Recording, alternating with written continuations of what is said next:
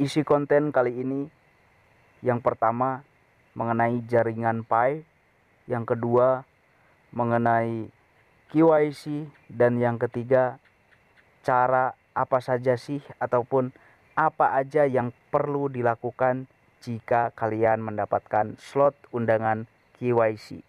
Tonton sampai selesai. Bismillahirrahmanirrahim. Assalamualaikum warahmatullahi wabarakatuh. Bertemu lagi bersama saya Didi Priyatna.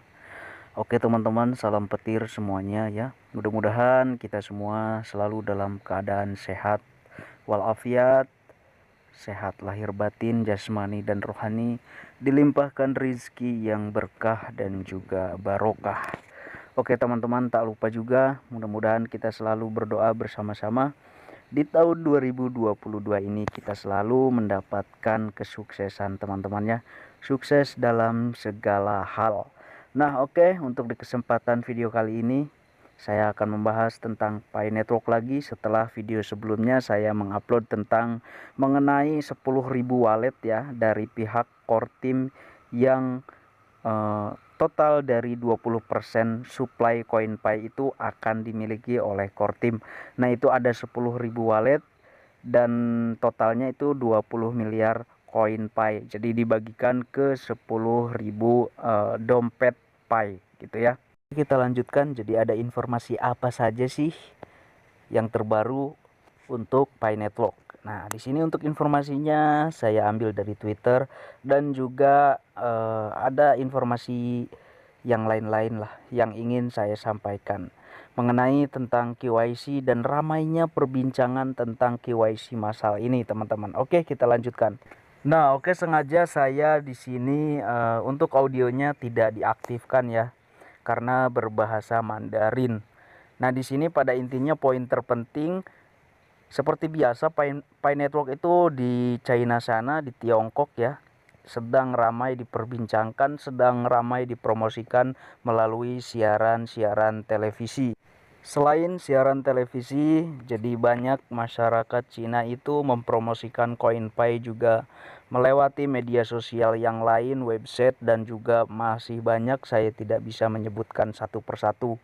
Nah, di sini untuk pionir Cina itu sangat antusias menagih janjinya core team akan memperbanyak slot untuk KYC. Nah, jadi di sini akan memperbanyak slot untuk KYC.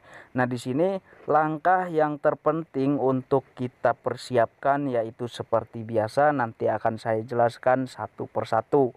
Nah, jadi isi video dari ini seperti biasa, yang pertama mempromosikan, dan untuk yang kedua masyarakat Cina Tiongkok sana sedang ramai-ramai memperbincangkan menagih janji core team mengenai memperbesar, memperluas, memperbanyak tentang slot KYC. Oke, kita lanjutkan lagi. Pi Network Indonesia, ini Twitternya. Jadi Pi Network Indonesia pun tidak mau ketinggalan ya. Pionir Nusantara, pionir Indonesia tidak mau ketinggalan. Tentu saja menanti-nantikan KYC massalnya, mudah-mudahan teman-teman ya. Nah, setidaknya kalau tidak bisa KYC massal dalam waktu dekat ini, setidaknya memperbanyak untuk slot KYC-nya. Itu yang kita harapkan teman-teman, karena menurut diri pribadi saya di sini KYC itu sangat penting ya teman-teman ya. Karena untuk menikmati hasil dari penambangan kita selama ini itu harus lolos untuk KYC terlebih dahulu. Jadi kayak gitu teman-teman ya. Di sini juga ada dari Mas Tan Damas Halim menginformasikan tetap menambang, perjalanan dimulai menuju untuk KYC massal. Nah, di sini mudah-mudahan saja teman-teman ya. Walaupun belum ada informasi resmi dari core team tentang KYC massal, tetapi setidaknya dia pernah menjelaskan itu di pertanyaan yang kemarin akan memperbanyak untuk slot KYC-nya. Oke, kita lanjutkan lagi. Pi adalah koin, bukan token yang berjalan di jaringan manapun, dan Pi memiliki blockchain-nya sendiri dan digadang-gadangkan terkuat di dunia dengan 450.000 node. Nah, di sini ada gambarannya, bisa dilihat di situ ada CoinPay Network dan juga token Shiba Inu. Nah, jadi untuk yang bertanya masalah awal-awal saya membuat konten tentang Pi Network itu, ada yang bertanya kalau dia mempunyai jaringan sendiri, mempunyai blockchainnya sendiri, token mana yang sudah masuk di dalam jaringannya Pi Network. Nah, jadi kalau masalah itu saya tidak bisa menjawab karena bukan ranah saya belum mengetahui tentang hal itu. Tapi di sini Pi Network itu mempunyai memakai gitu ya, mempunyai jaringannya sendiri. Nah, jika jaringan ini sudah berjalan, ya suatu saat nanti kemungkinan besar akan ada token-token yang masuk ataupun yang memakai jaringannya Pi gitu ya. Bukan tidak mungkin ya, bukan tidak mungkin karena dulu banyak sekali token yang mau masuk itu menggunakan jaringan Ethereum ataupun Etherscan teman-teman, dan sekarang banyak sekali token meme, token micin kalau kita bilang ya. Token micin itu kebanyakan sekarang menggunakan jaringannya Binance Smart Chain ataupun BSC. Nah, jika jaringan Pi ini sudah berjalan suatu saat nanti, bukan tidak mungkin token-token yang mau di list itu memakai jaringannya Pi.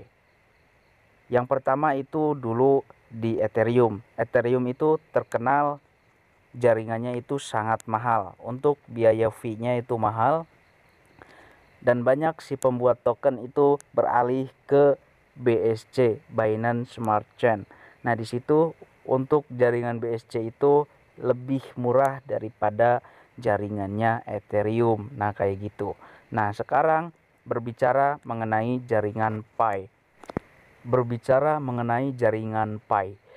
Bukan tidak mungkin jika suatu saat nanti Pi bisa lebih murah untuk biaya fee-nya, maka si pembuat token-token itu akan masuk dan menggunakan jaringan Pi. Nah, kayak gitu ya. Nah, itu untuk informasi yang bisa saya sharingkan, saya bagikan ke teman-teman. Jika ada kesalahan diralat, jika tahu informasi yang lebih terbaru, yang lebih update, tulis di kolom komentar. Oke, langsung saja ke informasi sebagai penutup. Langkah-langkah data apa saja yang harus diperlukan jika akun Pi kalian mendapatkan undangan KYC. Oke, lanjut. Nah, oke, ini tampilan dari aplikasi Pi Network saya. Seperti yang saya selalu bilang ke teman-teman semuanya, bahwasanya diwajibkan centang 4 itu seperti ini ya. Di sini untuk nomor telepon itu harus tercentang, verifikasi Facebook tercentang, alamat email tercentang, kata sandi tercentang, dan identitas nama itu diwajibkan sesuai dengan KTP ya. Nama kalian di aplikasi Pi itu harus sesuai dengan KTP. Nah, untuk cara-caranya apa saja ini sudah dijelaskan di video ini. Persiapkan untuk dompet.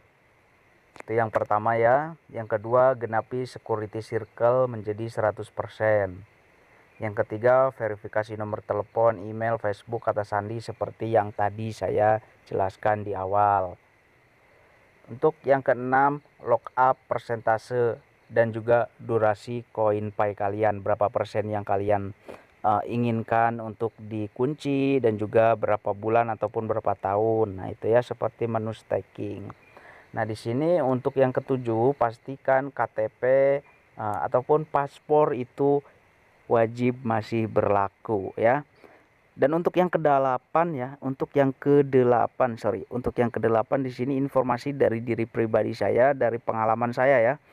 Untuk yang kedelapan, kalau kalian mempunyai paspor ya, bukan paspor. Paspor.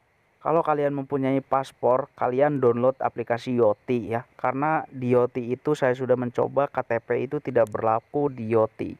Yoti itu hanya berlaku itu untuk paspor yang masih aktif ya. Nah, jadi jika kalian mendapatkan undangan KYC nanti, tinggal klik saja kaitkan ke Yoti. Karena apa? Karena Pi Network itu sudah bekerja sama dengan aplikasi Yoti ya. Kalau kalian tidak percaya, kalian ketikkan saja di Play Store Yoti. Nah, gitu ya. Nah, di sini ada tampilan lagi, sudah tercentang 5 di sini ya. Yang tercentang 5 itu yang sudah lulus untuk KYC. Nah, ini foto ini saya dapatkan di masa bulan November kalau nggak salah ya, karena di bulan November itu yang mendapatkan slot KYC 100 pionir per negara. Nah, ini informasi yang saya dapatkan itu untuk di approve-nya teman-teman, di approve, disetujui itu memakan waktu 3 minggu ya, sekitar 3 minggu sampai 1 bulan kurang lebih ya. Saya lupa untuk informasi yang lebih tepatnya. Nah, kayak gitu, mudah-mudahan informasi ini bermanfaat buat teman-teman pionir semuanya. Jika ada kesalahan, diralat, dibenarkan, diluruskan. Nah ya, mudah-mudahan bermanfaat. Silahkan di like, silahkan di share, silahkan di komen, juga aktifkan lonceng subscribe ya, agar di sini saya lebih semangat lagi memberikan informasi mengenai cryptocurrency. Bukan hanya di Pi Network saja, melainkan di koin kripto yang lain. Oke, terima kasih. Didi Priyatna di sini undur diri. Billahi taufiq wal hidayah. Wassalamualaikum warahmatullahi wabarakatuh.